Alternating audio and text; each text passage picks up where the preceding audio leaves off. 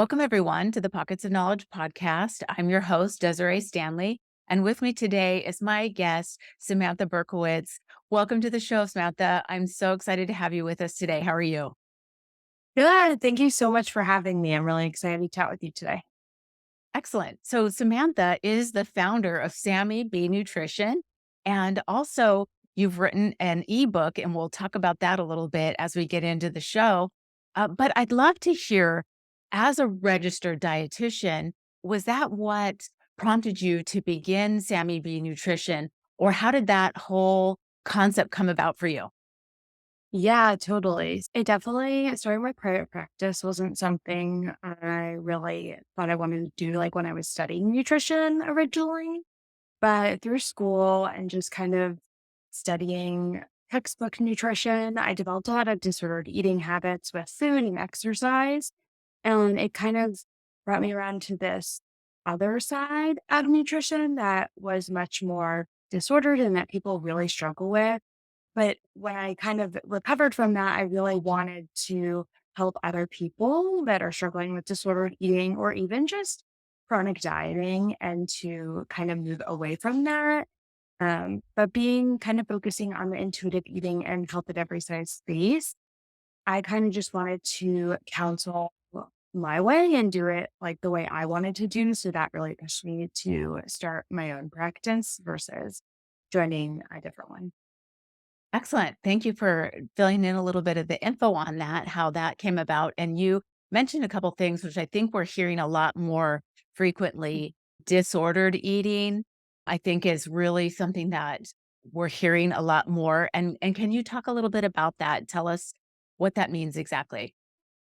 Yeah, definitely. So I think it can be confusing because, like you said, we hear a lot about disordered eating versus eating disorders. And so, eating disorders are outlined in the DSM-5, which is basically just a diagnostic tool used by medical professionals. But disordered eating can really present in different ways. And we see it a lot more because I think also social media is so profound and pushes information so quickly.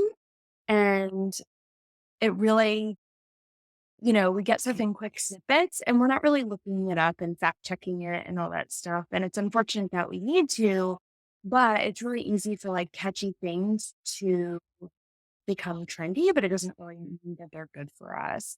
And so I find a lot of things that are being promoted by influencers or different people on Instagram or TikTok. They're like, oh, this is how I lost weight, and so I did this. And, you know, me and a lot of people in my space are like, whoa, let's go the road. It's a lot of things that seem harmless, but can be a very easy way to snowball into like very rigid kind of thinking around food and body dysmorphia and that kind of style. Yeah, that also, I think, leads into you mentioned intuitive eating. And so let's talk a little bit about that. And then I know that you had mentioned, like, is it really possible to lose weight by following that intuitive eating? So let's talk about what it is and go from there. Yeah. And so intuitive eating is a framework kind of guidelines that was developed by Evelyn Tribbley and Elise Leash. But it's basically just guidelines to kind of help individuals reconnect with their body and use things like hunger cues, fullness cues for eating, as well as finding the type of movement they enjoy. Just kind of really bringing us back to those intuitive body cues that we are born with, but tend to kind of go against because of the societal rules that we kind of have around food, but just to like reconnect there, to basically make those food choices based on what we find satisfying, what like an individual finds satisfies their hunger or their taste or their body for different activities or just day to day, things like that.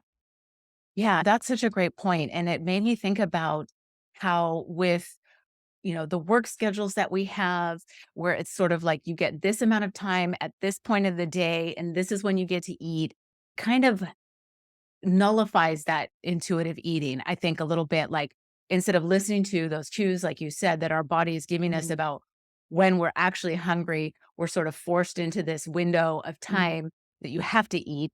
And then I think that, like you're saying, it diminishes those cues that are naturally innate in us. or can diminish those cues, right? Right. Yeah, and it definitely can, but I think part of it too is like you mentioned having a certain amount of time at work to eat. Maybe you're not hungry, but also being okay with, well, I'm going to eat now because I really might not have the opportunity to do that later. But also the things like that kind of can diminish those cues in addition to kind of just being forced into eating certain ways, but also following diets that push us to, only eat between this time in the morning and this time at night, or, you can't eat after this time, or this type of food is not allowed. And those kind of rules go against what our body wants to do. And so sometimes it's very hard to reconnect with those cues when we've spent a lot of our life, basically ignoring them because we feel like we couldn't trust our body. And I wanted to touch on, you mentioned asking before I answered a question about the weight loss piece. And there are a lot of people on social media and the internet promoting intuitive eating as a weight loss tactic, but they kind of don't go together. So it's not saying like you'll gain weight or you'll lose weight or what will happen. It's just that intuitive eating focuses on improving your relationship with food, your body, and movement, and those healthy, like health behaviors to go forward versus focusing on weight because the science actually shows that our actual weight or body size doesn't correlate with our actual health status. And so, we should be looking at other health markers when assessing health status, like blood pressure and different lab values, and not just body size or weight to kind of make those determinations. Oh, that's such an excellent point right there. And not being, tied to a number that's on the scale, which so many of us have been for a long time, and really looking, like you said, at really more important factors like your overall general health, those labs, that kind of stuff are really more of an indicator of your health than, a number on a scale or a size of a piece of clothing that you're wearing. Totally. And yeah, the clothing thing is something that gets me too, because I feel like as when we kind of notice, but it's still hard to understand almost that every single store has a different sizing model. So a pair of six jeans at the three different stores is totally different, but it still has this feeling when you like go up a size or, you don't like that cut of jean. And it really is how society says push us into this is the like quote unquote size that's okay. And past that is like not. And so I try to help my clients really look towards if you want to be healthy self, it doesn't necessarily need to sit back and kind of say, okay, what does that really look like outside of just my body size or clothing sizes and things like that? Yeah, that's such a great point, and to really remember those things. And you talked also about movement and how important that is in just overall general health and well-being, is getting that movement in it. What feels good for you and what you enjoy doing really, again, goes with that whole concept of intuitive eating. It's like doing things that you enjoy doing that feel good, right? And then Mhm. you want to continue to do them. Yeah, Love totally. it. Well, let's talk a little bit about the freedom that you can have when you are going with intuitive eating. What does that look Mhm. like? Yeah. And I think it gets kind of a bad rep of like, oh, well, you're just eating whatever you want all the time. So if I let myself do that, I would just eat junk all the time. And one, I like to move away from the word junk because I like to try and neutralize all foods. It's kind of part of moving forward in that is like they just serve different purposes. But what food freedom can look like is it's not really about just eating whatever or how much of whatever you want all the time, but being able to, spontaneously go out to ice cream with your partner after dinner and not having any guilt and shame around that because you didn't plan for it ahead of time or not feeling like you have to compensate the next day for that ice cream.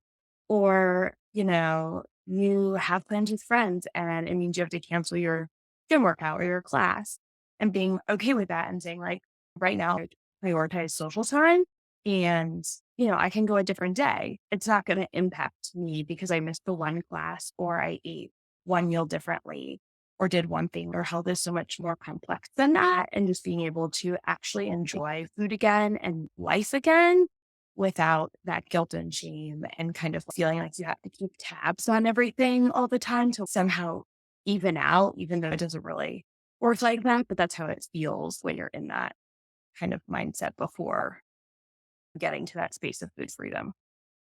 Oh, yeah, for sure. And when you were talking about the term junk food or something like that, that really has like a judgment Mhm. connotation instead of looking at this serves maybe a small purpose in Mhm. enjoyment and there's nothing wrong with it, but when you place a judgment on it, you're saying there's something wrong with it. Right. And the same idea of going out to dinner with friends or whatever, and now do you have to like quote unquote work off that meal that Right. you had? And I think that a lot of people, myself included, have had that thought, like, Mhm. if I'm going to have this amount of food or whatever, I've indulged overly, I need to work out a little Right. bit harder the next day. And I think that that Yeah. happens a lot for people. And so, how it's a little bit deeper, right? But how do we move past that kind of thinking? Yeah, and it's really hard because it takes intentional work for sure, especially with all the things like through media and society that kind of almost unknowingly we're being exposed to, even when it's not directly, oh, follow this diet or something like that. But to kind of move past that is something kind of those first steps I help clients with is taking, if you're like, okay, I want like chips with my sandwich today. And, a thought comes up about, oh, well, I shouldn't have that. I should be good and have carrots or celery or something like that with my sandwich. Kind of like, is that going to satisfy you? And if all you're looking for is something crunchy, and maybe it does, then that's okay, right?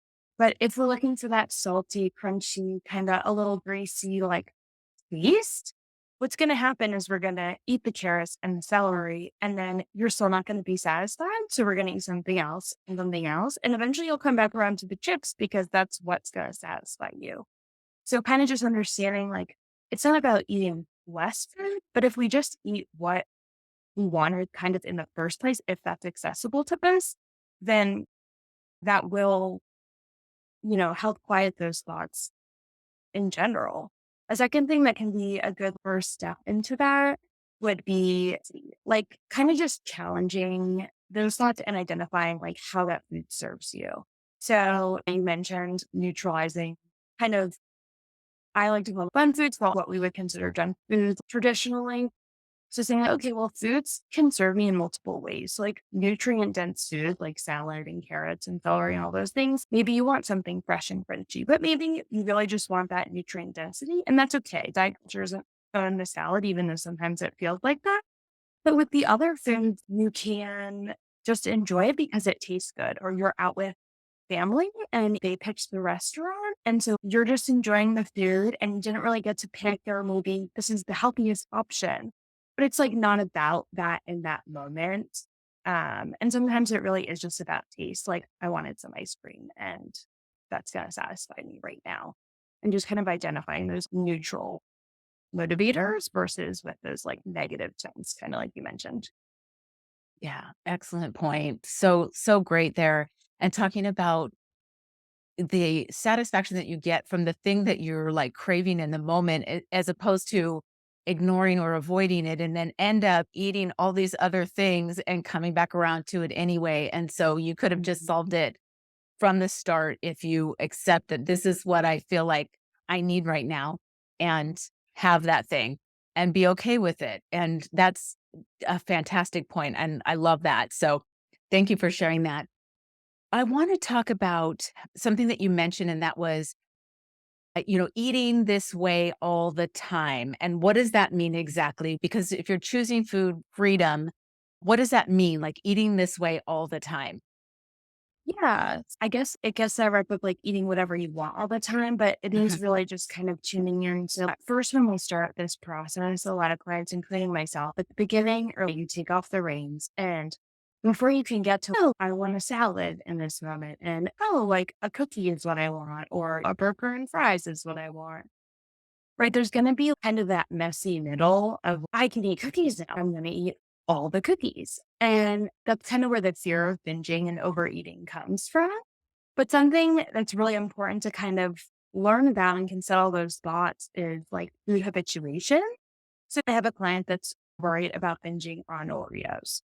And so she doesn't keep Oreos in the house because she's afraid she has them in the house, she can eat the whole package. And so naturally, when she does break down and buy them, she eats the entire package. But the idea is like if you have them in the house all the time, that novelty wears off. So it's not that you don't enjoy the Oreos anymore, but like the novelty and pull of like, well, this is the only chance I have to eat them. And once they're gone, I'm not buying Oreos ever again, or kind of that I'll start the diet on Monday mentality. And so it allows for like when we have all these foods around all the time, it takes that novelty feature off and allows us to pick the foods we actually want. And that's when, like, later on, we move into maybe I have been eating a lot of fried foods lately, and there's nothing inherently wrong with that. But I can feel I just don't feel as good, or I can feel like some fiber would really help me out right now. And those types of things where that's really neutral, right? You can still identify that you are feeling sluggish or you feel like some fiber would help your belly get moving, like that kind of stuff. But it doesn't have to be oh, I've been so bad. I have to have these better food. It's really just a neutral, like, okay, I've had some of these and I think I need to incorporate in more greens or vegetables like in the upcoming days to help me feel better. And that's totally fine. Oh, yeah. I love it. Such good points there. And like what you're talking about, the novelty of it and that sort of deprivation feeling. If you don't have it in the house, but suddenly you have it in the house and like, well, I better eat it now because I'm not going to have this again. And so Mhm. that sort of almost triggered eating Yeah. because it's been denied from you for so long, you know, by choice. But having that there, like you said, the novelty wears off. And that's such a great concept to think about, versus the denial, not allowing yourself to even have it in the house because you think this is my reaction is going to be like this. So that's such a great point. Kind of changing the way that you're thinking about the Mhm. food. And again, the non-judgment of these types of foods and what you're doing by eating them, not judging Mhm. yourself in a negative way for eating them. So great stuff. I love it. Well, let's talk a little bit more about how the social media can really impact Mhm. our concept of our body and self-image because that's huge. Yeah, I mean, it's huge. totally. Yeah, it really is big. And we definitely see it in, there's a younger generation, because I feel like that includes myself, but also like it's right that 18 to kind of 35 area right now. We've had diet culture for so long, but especially now, the information moves so fast, but we also are in such a state of comparison.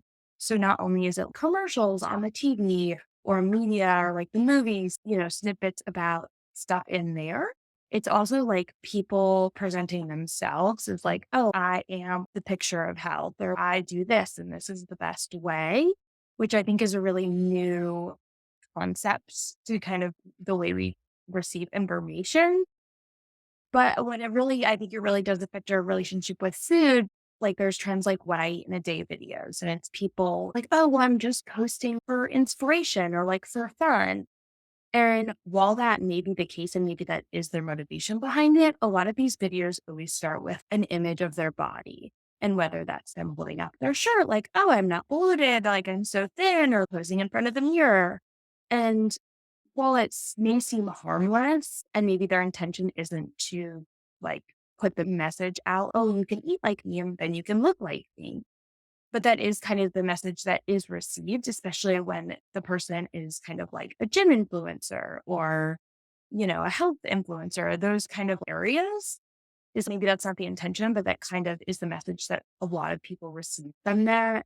Uh, And so it just kind of pushes the more like, oh, well, if I ate like her, then I would look like her or I would feel better like her. Because social media is also that kind of like highlight reel idea. So like she's living her best life and maybe she is, but maybe she's not. But you don't know. But it's kind of like, oh well, if I eat or if I do eat these workouts exactly like this, then I'll be her. And we could all eat the same and work out the same, but we're not gonna look the same. Because just our genetics are. That's why we like our faces and features of us are just different.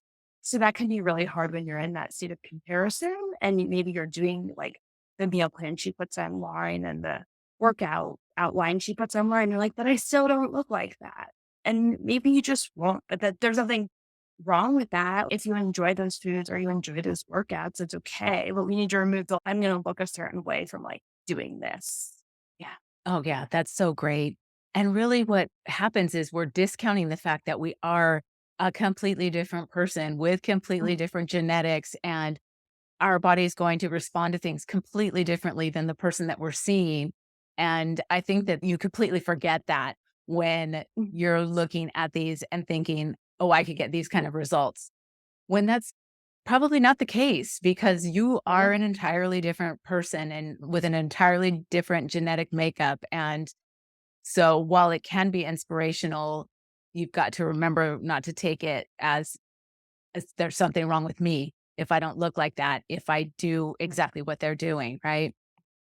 Yeah. And that's kind of why I think like weight loss programs are kind of a false promise. If anyone's promoting like, oh, you can lose this many pounds in this many days or something along those lines, like definite guaranteed results, it just isn't possible for them to guarantee that. Because even though we know certain things cause weight loss benefits for the short term, we're not copies of each other. So it's not fair for them to make those claims. And then when you don't reach that, say, goal or whatever they put out, then it's your right. Diets are the only things that are sold that it's like, well, if you didn't get this result that I guaranteed you, it's your fault.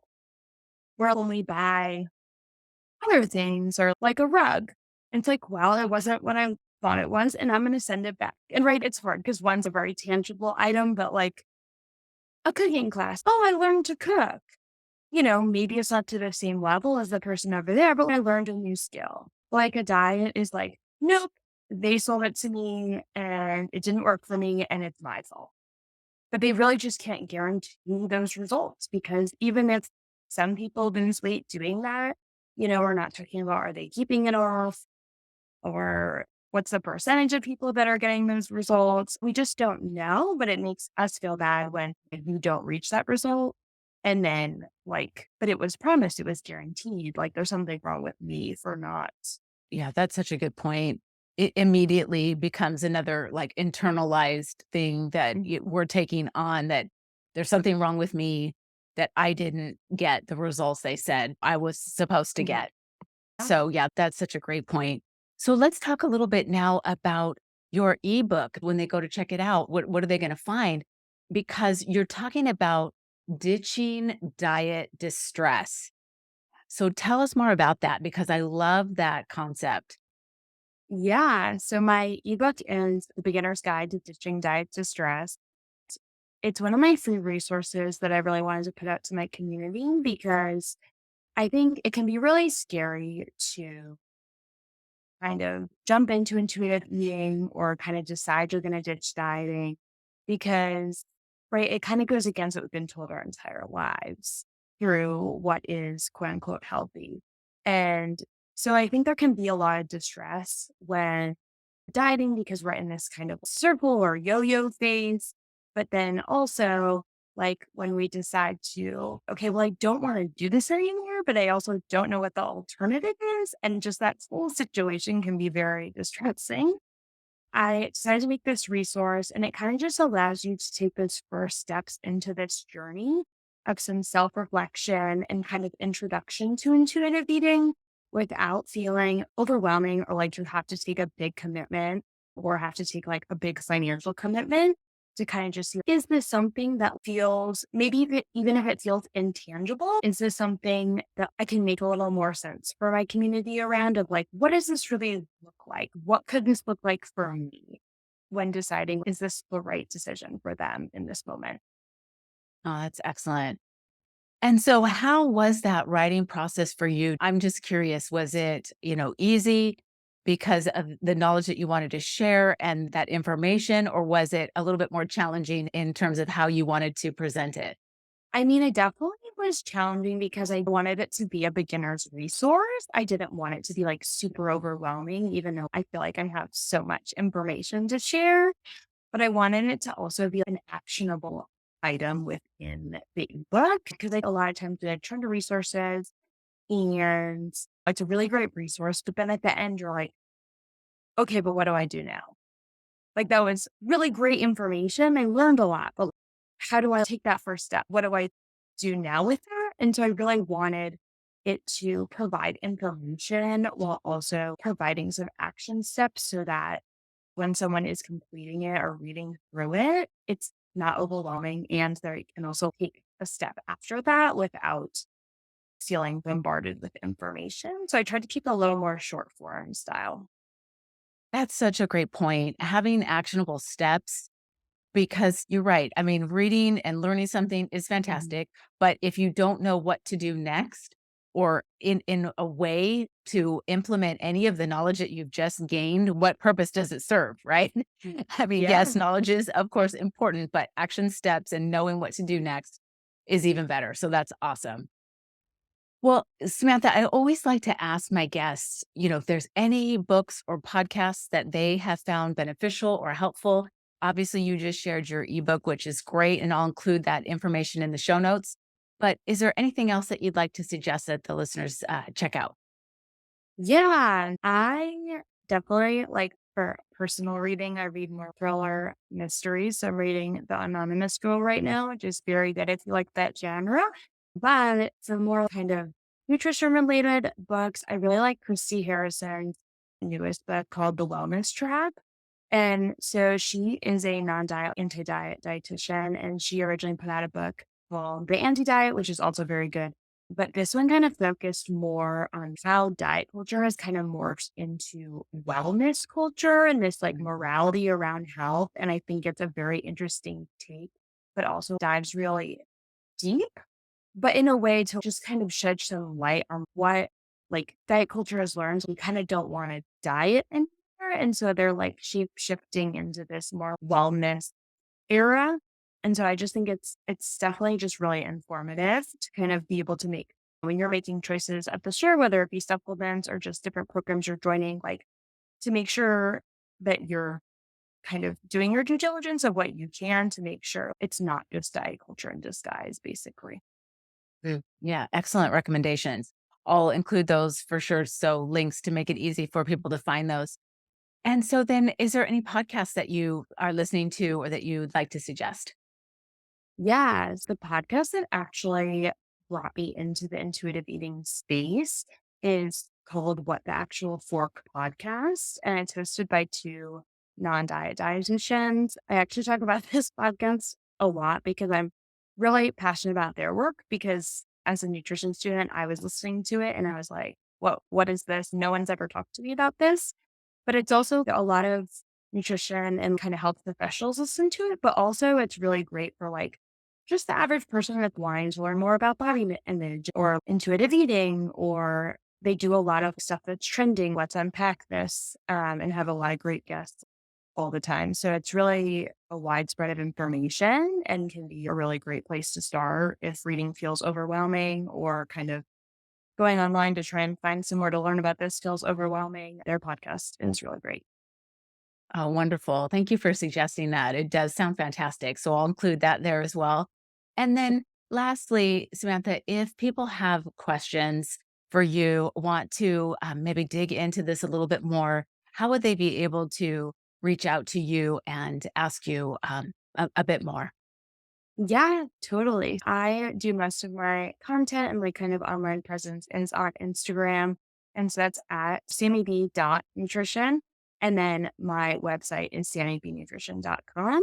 And so on my website, you can find my ebook. I do have also a blog with some more free resources and more information about working with me when I work with clients doing basically this work in weekly sessions, and I do self-pay and insurance work to make sure it's successful.